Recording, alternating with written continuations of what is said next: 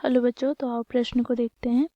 3 के 2 क्रमागत गुणक ज्ञात कीजिए जिनका गुणनफल 270 है। तो दिए गए प्रश्न की मुख्य अवधारणा की बात करें तो यहाँ पर हम द्विघात समीकरण को हल करेंगे। तो द्विघात समीकरण के मानक रूप की बात करें तो क्या होता है, तो देखो a गुनी एक्स स्क्वायर प्लस बी गुनी एक्स प्लस सी बराबर 0, जहाँ पर a 0 के बराबर नहीं होता है। तो इस द्विघात समीकरण को हल करने के लिए बच्चों हम गुणनखंड विधि का प्रयोग करेंगे। तो गुणनखंड विधि में हम मध्य वाले पद को तोड़कर लिखते हैं। तो आओ कैसे तोड़ेंगे देखते हैं। तो a गुनी एक्स स्क्वायर, तो एक्स स्क्वायर का गुणांक क्या है a, और अचर पद यहाँ पर c है। तो a और c को हम गुना करेंगे तो यहाँ से हमें गुणनफल ac प्राप्त होगा। बच्चों देखो, इसे हमें दो संख्याओं में इस प्रकार तोड़कर लिखना है कि हमें जोड़ने पर प्राप्त होना चाहिए b और गुना करने पर पुनः ac प्राप्त होना चाहिए। तो इससे हम लोगों ने d और e में तोड़ दिया। तो यहाँ पर d प्लस e क्या प्राप्त होना चाहिए b, और d गुना e प्राप्त होना चाहिए ac के बराबर। तो यहाँ से हम b के स्थान पर क्या लिखेंगे, d प्लस e गुना में क्या हो जाएगा x प्लस c बराबर 0। तो इस मुख्य अवधारणा की सहायता से बच्चों हम दिए गए प्रश्न को हल करेंगे। बच्चों प्रश्न में क्या बोला गया है, देखो 3 के 2 क्रमागत गुणक।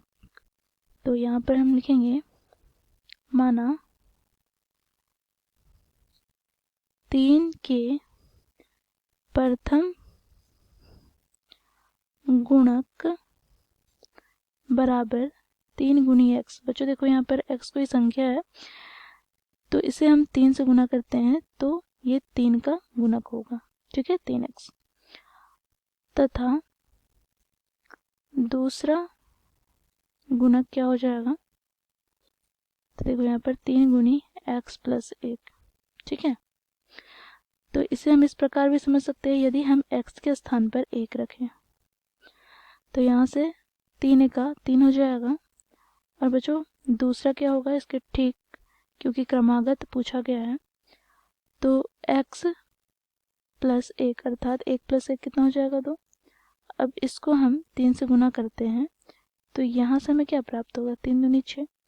तो देखो 3 दूनी 6, फिर अगर तीसरा पूछा तो क्या हो जाता, तो 3 3 9। तो इस प्रकार बच्चों हम लोगों ने गुणक देखा 3 का।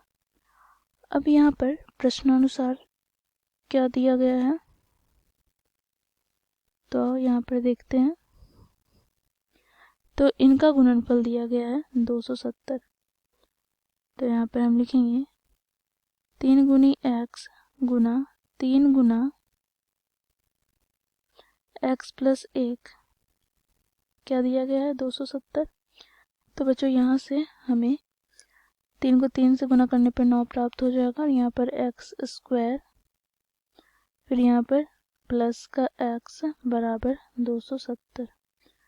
बच्चों देखो 9 से हम 270 को विभाजित करते हैं तो 9 तिया 27 और यहाँ पे 0।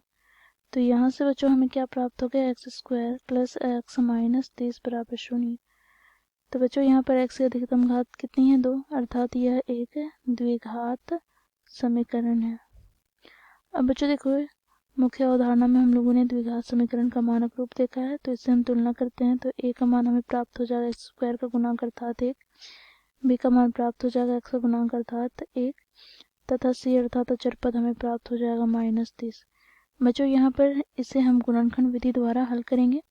तो गुणनखंड विधि में हम लोगों ने देखा कि एक्स स्क्वायर का गुणांक अर्थात a को हम अचर पद अर्थात c से गुना करेंगे। तो a यहाँ पर हमें क्या देखा 1 है, और c क्या देखा -30 है।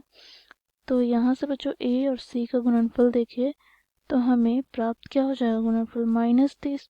अब इसे दो संख्या में इस प्रकार तोड़कर लिखना है कि हमें जोड़ने पर प्लस का 1 प्राप्त होना चाहिए। तो कैसे लिखेंगे, तो देखो 5 छक 30, ठीक है। तो देखो यहाँ पर 6 और इसे -5 में विभाजित किया तो जोड़ने पर हमें प्लस का 1 प्राप्त हुआ, परंतु गुना करने पर -30। तो यहाँ से हम लिखेंगे एक्स स्क्वायर प्लस 1 के स्थान पर 6 माइनस 5 गुना में एक्स माइनस 30 बराबर 0। बच्चों देखो यहाँ से x square plus 6x minus 5x minus 3 बराबर 0। बच्चों देखो इन दोनों पदों से x उभयनिष्ठ निकालेंगे तो x प्लस 6, इन दोनों पदों से माइनस 5 उभयनिष्ठ निकालेंगे तो x प्लस 6 बराबर 0। बच्चों देखो दोनों पदों से ही हम x प्लस 6 उभयनिष्ठ निकालते हैं तो यहाँ से हमें प्राप्त हो जाएगा x माइनस 5 बराबर 0। बच्चों देखो या तो हम x प्लस 6 को 0 के बराबर रखेंगे या फिर x माइनस 5 को 0 के बराबर रखेंगे। तो यहाँ से हमें x का मान प्राप्त हो जाएगा -6 तथा x का मान यहाँ पर हमें प्राप्त हो जाएगा 5। तो यहाँ से हमें x के दो मान प्राप्त हुए।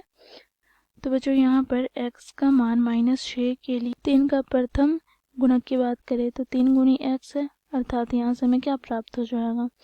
तो देखो 3 गुनी -6 अर्थात -18।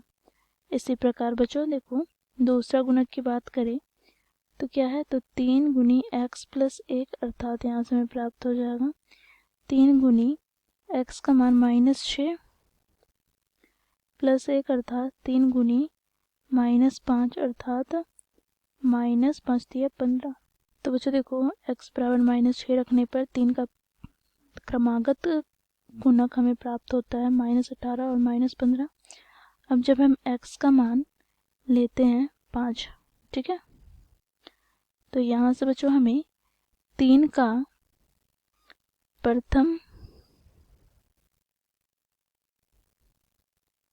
गुणक प्राप्त क्या हो जाएगा, तो 3 गुनी x अर्थात यहाँ से 3 गुनी 5 अर्थात 15 तथा दूसरा गुणक 3 गुनी x प्लस 1 अर्थात 3 गुनी 5 प्लस 1 अर्थात 3 गुनी 6 बराबर कितना हो जाएगा 18। तो बच्चों इस प्रकार हम 3 के क्रमागत गुणक ज्ञात करते हैं। आशा करती हूँ आप लोगों को यह प्रश्न समझ में आया होगा। धन्यवाद।